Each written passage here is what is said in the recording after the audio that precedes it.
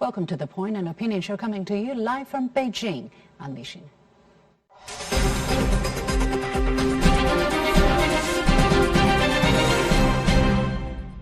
History has witnessed many damaging scenarios caused by the politicization of sports. The biggest boycott of the Games in 1980, led by the U.S., smashed the dreams and careers of many athletes and created a domino effect. Earlier, I spoke with Anita DeFrantz, an U.S. Olympic medalist and member of the International Olympic Committee, who personally suffered from the 1980 boycott and challenged it in court. Why does she call boycotts unethical? Who are the biggest victims? Let's hear what she had to say.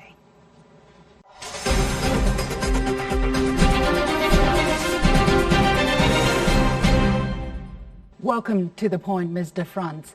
In 1980, you were unable to participate in the Moscow Olympics as it was boycotted by the United States government. Take us back to that period of time and help us understand how that boycott impacted you career-wise and even beyond.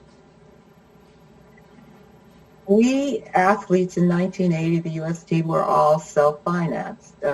We had no support developing our skills, and until we made the Olympic team, we would not receive support. The federal government made no contribution, state or local. So we were there because we really wanted to be there.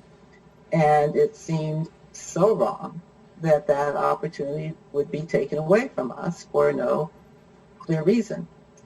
I had the opportunity at one of the many briefings to ask the chairman of the chairman of the Joint Chiefs of Staff of the military if one life would be saved, just one life would be saved if we did not compete at the 1980 Olympic Games. And his answer was no, he couldn't say that.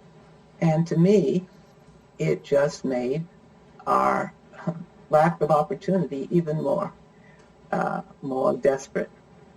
The part that really hurts is not, I had the chance to compete, so I knew what we were missing. If you don't compete at the Olympic Games, you're not an Olympian. So half of my team in 1980 will always be members of the 1980 U.S. Olympic team, but unless they compete at the Games, will never be Olympians. And that's true of the other nations. If an athlete did not compete, they're not Olympians. And to me, that was something taken away that can never be given back. You organized a lawsuit with other athletes that had similar experience against the U.S. Olympic Committee for boycotting the Moscow Olympics, but you lost the case. Not only that, you were receiving death threats and hate mails. However, last year, the U.S. Olympic Committee apologized to you. What happened? Well, several things occurred at the same time for the better. And the U.S. Olympic and Paralympic Committee decided that it was time. And our museum opened, and also it was time to say something about it. It really never been mentioned because I think it was an embarrassment. The U.S. loves the Olympic Games. We have probably been the most supportive nation of all in supporting the Games and the continuance of the Games. And for that brief moment, a wrong decision was made.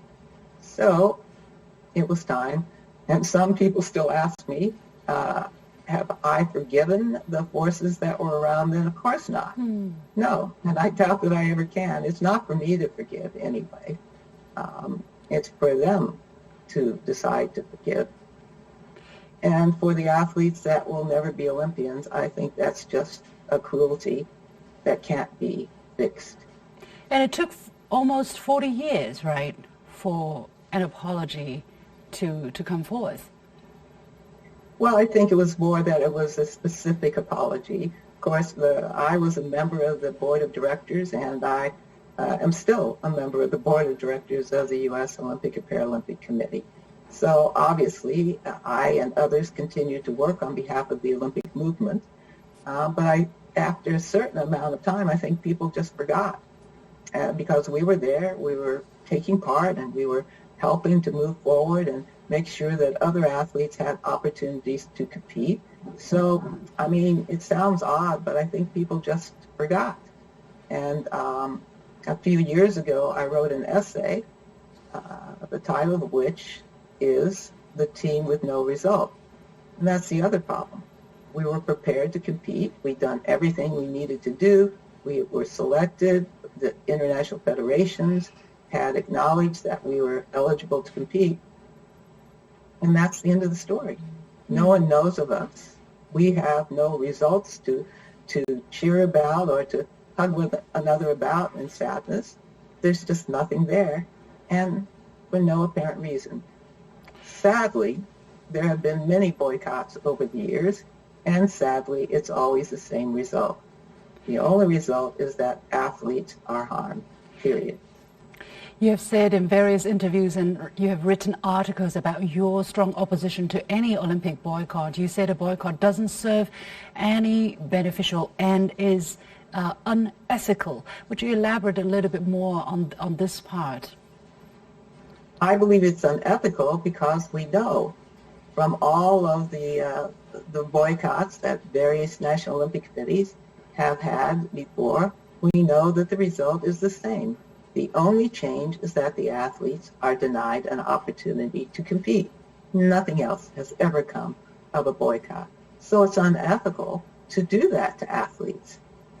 I believe that if people really think critically about the situation, they would understand that what you're doing is taking away something that can never be replaced. Because the Olympic movement is, of course, largely about sports, but it's also about people coming together, people uniting, and it's also a very big boost for the city, for the people of the city, of the country who are organizing this, because they have invested a lot on these games as well, and it's also a very big message sent out to the world. Because in ancient times, for instance, during the time of the Olympics, it's also a time for choose, right? Anybody who was fighting would be expected to put a stop to that, at least a temporary one. So do you think athletes are the only ones who will suffer the consequences if a boycott of any kind is exercised? Yes, that is my opinion. Boycotts do nothing. If athletes are kept home, it does nothing to change the world. It does harm those athletes, but nothing else changes. And as you mentioned, the whole city has a spotlight on it. And one of the things I tell organizing committees that 6 months out till opening ceremonies, the journalists will be looking at everything there is to look at because they can't write about the athlete until the competition begins at the glorious day after opening ceremonies. So it's a time where cities will be, under a microscope. Finally, the Beijing Olympic Committee, the IOC, and the World Health Organization, and of course the city government of Beijing have been working very hard to prevent epidemic spreading among the athletes and in the Olympic Village during the Beijing 2022. How do you feel about the strict anti-pandemic measures?